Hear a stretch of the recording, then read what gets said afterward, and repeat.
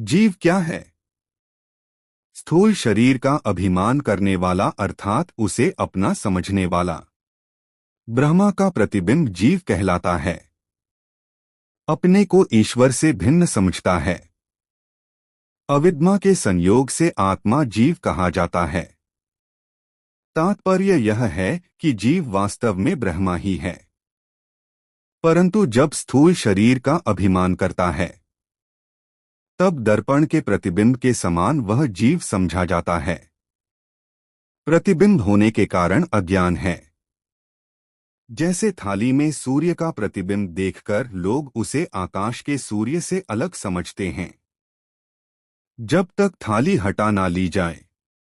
परंतु थाली के हटाने के बाद वह सूर्य नहीं रह जाता है, केवल आकाश का सूर्य रह जाता है।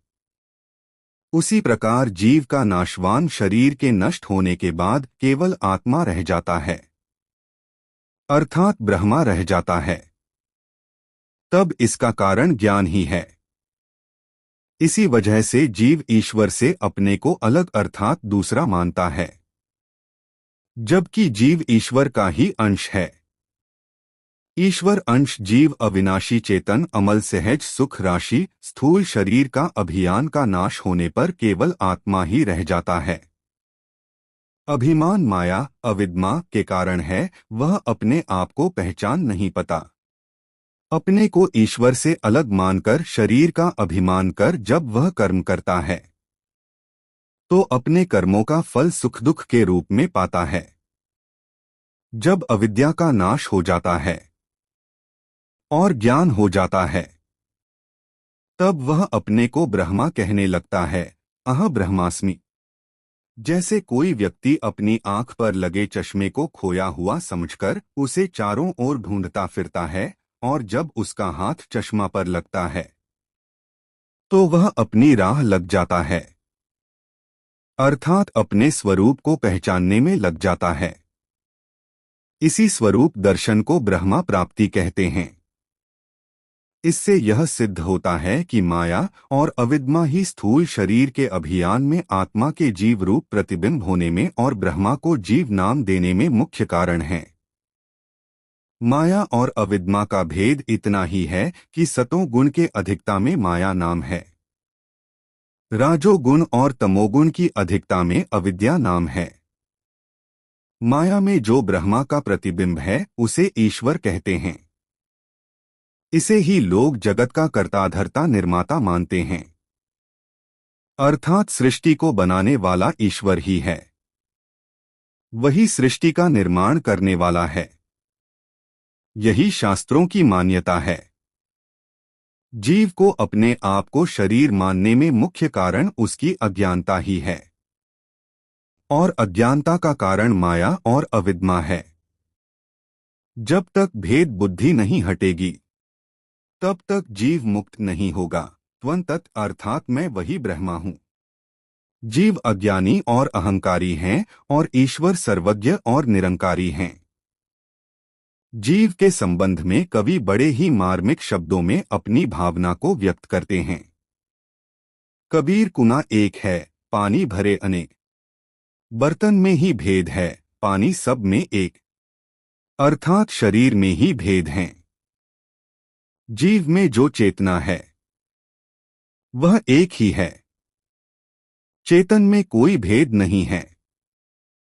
सभी जीवों में जो चेतना है वह एक ही है। जो ऊर्जा है वह एक ही है। शरीर में भेद अर्थात स्त्री का शरीर, पुरुष का शरीर, गोरा, कला, छोटा बड़ा, यह भेद केवल शरीर में है। गीता में भगवान कृष्ण अर्जुन को समझाते हुए कहते हैं कि ममैवांशो जीवलोके जीवभूत सनातन मन षष्ठानि इंद्रियाणि प्रकृति स्थानि कर्षति।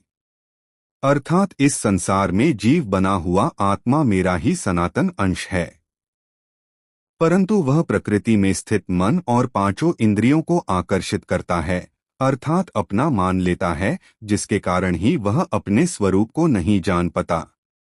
जाति पात का भेद मानना, यह हमारी अज्ञानता है। हमारी बहुत बड़ी अज्ञानता है। बहुत बड़ी भूल है, क्योंकि जीव तो ब्रह्मा का ही अंश है। हमारी जाति केवल मनुष्य हैं। हम ब्रह्मा के कुल के हैं। जीव जो है वह ब्रह्मा के कुल का है। उसकी जाति जो है वह मानव है। मानव को छोड़कर के और कोई उसकी जाति नहीं हो सकती है।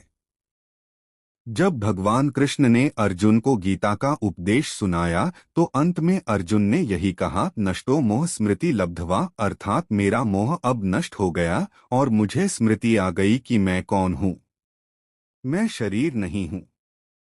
मैं ब्रह्मा का ही अंश हूँ। 4 वेदों में 4 महावाक्य आए हैं जो जीव के सच्चे स्वरूप का बोध कराते हैं। 1 प्रज्ञानम ब्रह्मा, ऋग्वेदैतेरीय उपनिषद, अर्थात सब में ब्रह्मा है। एक ही चेतना है। 2 अह ब्रह्मास्मि, यजुर्वेद वेदरण्यक उपनिषद, अर्थात साक्षी मैं के विषय में कहा जाता है।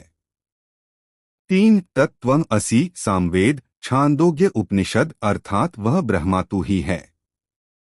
4 अयनात्मा ब्रह्मा, अथर्ववेद मांडूक्य उपनिषद, यह आत्मा ब्रह्मा है। इससे यह साबित होता है कि जीव जो है वह ब्रह्मा का ही अंश है। यह शास्त्र प्रमाणित करते हैं और गीता में भी भगवान कृष्ण यही बात कहते हैं।